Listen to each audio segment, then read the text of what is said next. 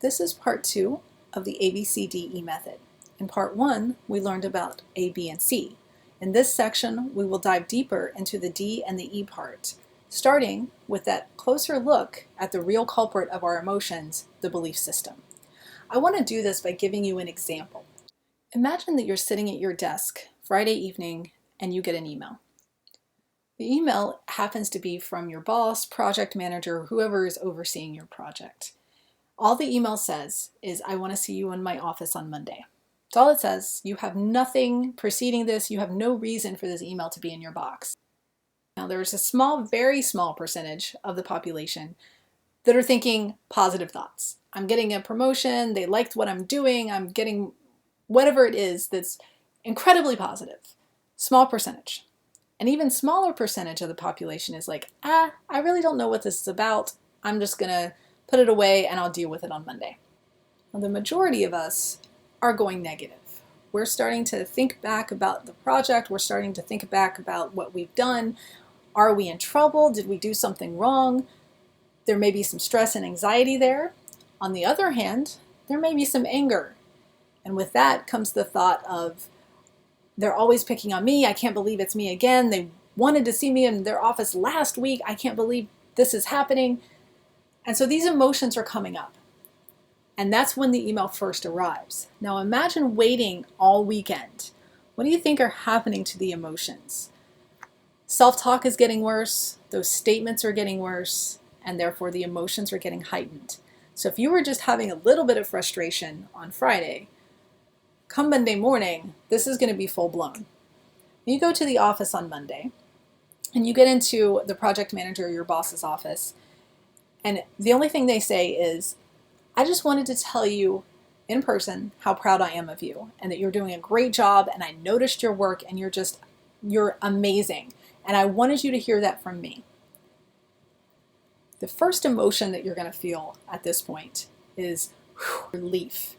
And I always ask what that relief is about. And usually it's, well, I'm not in trouble. I'm not losing my job. There's nothing negative happening here. Well, nothing negative ever was going to happen. You never were in trouble. You never were fired. The only thing that made you believe that was the self-talk going on in your head. That was the culprit. All of that self-talk that you had going on, that is what caused the emotion. Not the email itself. The email could have been worded better, yes, but the email did not cause the emotion. Everything that you believed about that email or believed about the reasoning for that email was what was causing the emotion. That little nagging feeling that you had, those little self-talk statements that you have going on, that is your belief system at work. Everything that you've ever been through in your life goes into that belief system. So we can only judge what happens in our lives by what we've been through. And so anything that you've been through kind of goes into that belief system, goes into that self-talk. Anything similar kind of gets put on the current situation. All of that happens in that self-talk. But it is those statements and those statements alone that are actually causing your emotion. So if you can get control over that self-talk, you can start to control the emotion. Now, it doesn't mean that you don't feel the emotion. Of course, we're going to feel the emotion. How long you feel that emotion and how much control it has over you, that's what I'm talking about. That's where the control comes into play. You need to dispute that self-talk. This is the D part of the ABCDE. You need to dispute that self-talk anytime it comes up.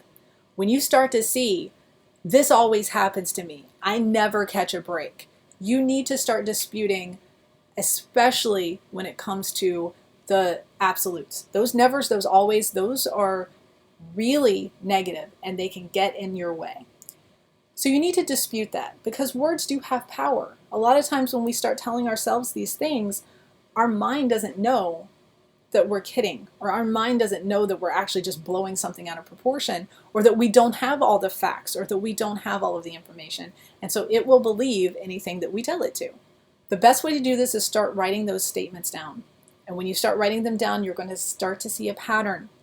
When you start to see that pattern, that's when you know where the emotions are actually coming from. Now, sometimes it means that when you start to dispute things, that you need to do more research, or that you need to actually talk to somebody, or it's something that you can't do anything about. If you're looking at something and it's in the future or in the past, you can't control that. You can't change that.